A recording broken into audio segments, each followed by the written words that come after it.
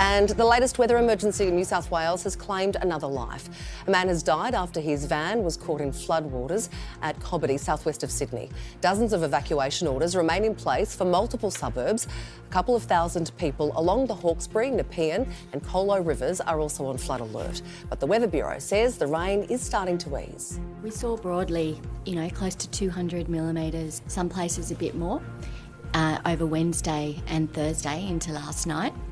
Also making news tonight, the UN has suspended Russia from its Human Rights Council over reports of war crimes in Ukraine. It's a rare move, one that comes as Australia sends 3 combat vehicles to the Ukrainian front line. They're the first of 20 Bushmasters Australia will provide over the next few weeks, following a request from President Zelensky. 2 of the Bushmasters have been refitted as ambulances. We do need to prop up our military capabilities to be able to repel the Russians. And I think this mateship that we now understand and the support we appreciate. Homeowners are on notice. The Reserve Bank is warning interest rates could rise more quickly than previously forecast. The Big Four banks say there could be at least 4 increases in the 6 months after the federal election. The first might happen as soon as next month. And it was total airport chaos today in Sydney. Thousands of passengers were stuck in queues so long they stretched back to the car park in Melbourne. Passengers waited for more than 2 hours in some cases for their luggage. As many as 45 flights arrived without bags. Airport bosses blamed school holidays and COVID staff shortages.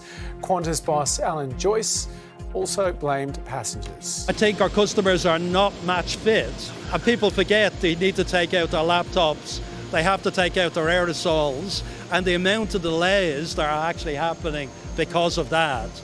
I'm staggered. Did you just say in that report, Hamish, that the queues in Sydney stretched back to the car park in Melbourne? That's what I heard. That's what I heard. Is that what you said? No, that's not what I said, or it's not what I meant. OK, well, let's leave a little gap between that. Use your full stops. Use your full stops, because I imagined a very long line. They got so sick of waiting for their flights, they just walked to Melbourne.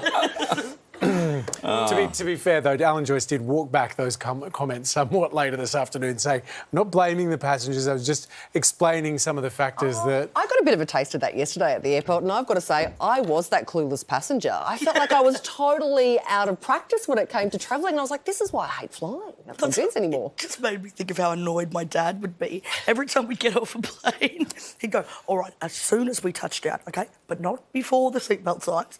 As soon as it touches down, we're off, OK? Yeah. Kids, we're off, we're going through. And we'd stop, and we'd always be like the first ones at the baggage claim. But then you'd never see it through because you'd go, let everybody else get theirs first. And we'd stand back, it was like, what was the point of rushing? He would have been so mad.